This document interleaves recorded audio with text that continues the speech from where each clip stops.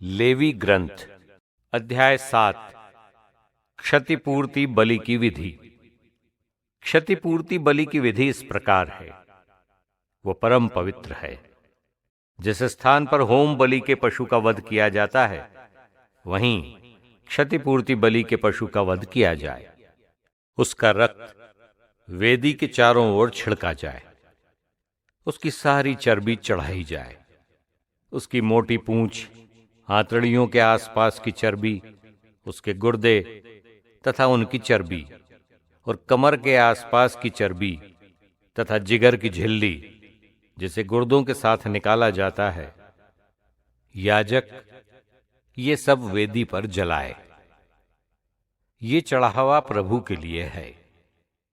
याजक वंश के पुरुष ही इसे एक पवित्र स्थान पर खा सकते हैं, क्योंकि ये परम पवित्र है। प्रायश्चित बलि का नियम क्षतिपूर्ति बलि पर भी लागू है। दोनों उस याजक की हैं जो क्षतिपूर्ति की विधि संपन्न करता है।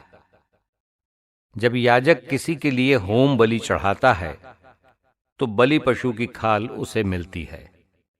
भट्टी में पकाई हुई, कड़ाही में या तवे पर सेंकी हुई हर अन्न बलि उस याजक को मिलती है जो उसे चढ़ाता है। अन्य सब अन्न बलियों को, चाहे वे तेल मिश्रित हों या सूखी, बराबर भागों में बांटकर हारून के सब पुत्रों को दिया जाए। शांति बलि की विधि। प्रभु को अर्पित शांति बलि की विधि इस प्रकार है। यदि कोई व्यक्ति उसे धन्यवाद के रूप में चढ़ाना चाहे, तो वो बलि पशु के साथ तेल मिश्रित बेखमीर रोटियां, तेल से चुपड़ी हुई बेखमीर चपातियां और तेल मिश्रित मैदे की गूंथी हुई रोटियां चढ़ाए। इनके अतिरिक्त वो इस प्रकार की शांति बलि के अवसर पर बेखमीर रोटी भी चढ़ाए। इन सब प्रकार की अर्पित वस्तुओं में से एक एक प्रभु को चढ़ाई जाए। वो उस याजक का भाग होगा जिसने बलि पशु का रक्त छिड़का। इस बलि का मांस उसी दिन खाया जाए। दूसरे दिन तक उसका कुछ नहीं छोड़ा जाए। मन्नत की या स्वेच्छा से अर्पित बलि का मांस भी उसी दिन खाया जाए, किंतु उसमें से जो बचता है वो उसके दूसरे दिन भी खाया जा सकता है। यदि तीसरे दिन बलि का कुछ मांस बचा रहता है, तो वो जलाया जाए।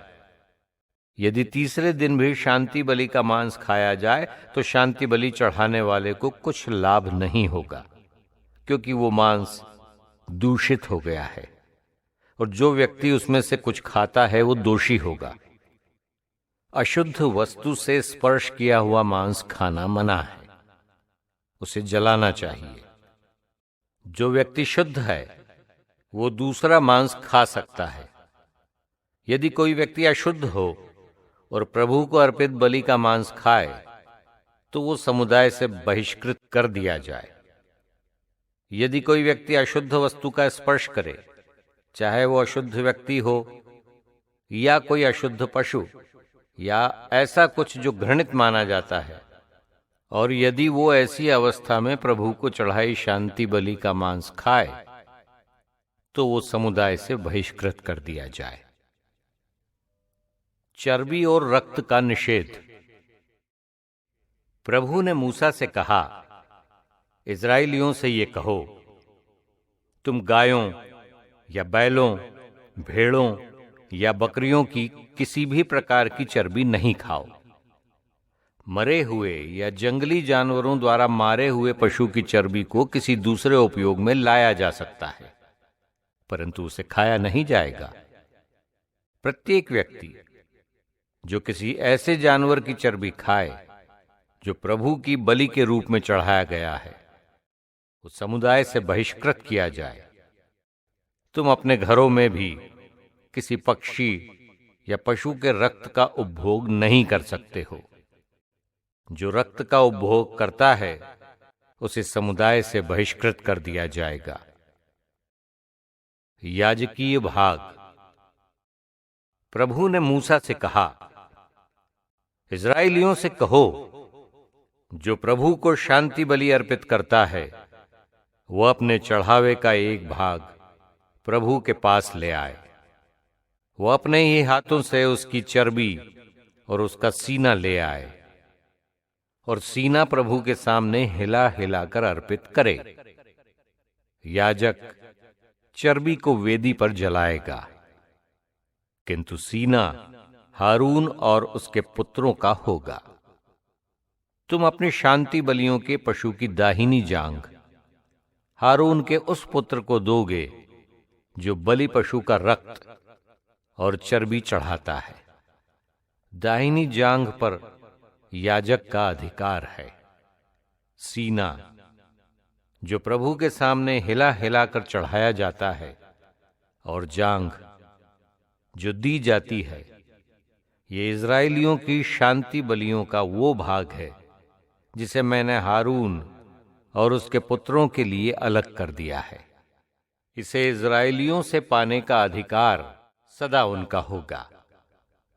ये प्रभु को अर्पित चढ़ावों का वो भाग है जिस पर हारून और उसके पुत्रों का उस दिन से अधिकार है जिस दिन प्रभु के याजकों के पद पर उनकी नियुक्ति हुई है।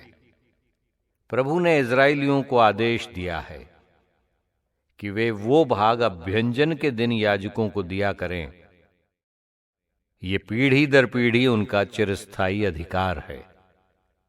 होम बलि, अन्न बलि, प्रायश्चित और क्षतिपूर्ति बलि, अभ्यंजन बलि और शांति बलि की विधियां यही हैं। प्रभु ने सीनै पर्वत पर इनके संबंध में मूसा को उस दिन आदेश दिया था जिस दिन उसने इज़राइलियों को सीनै की मरुभूमि में प्रभु को बलि चढ़ाने का अधिकार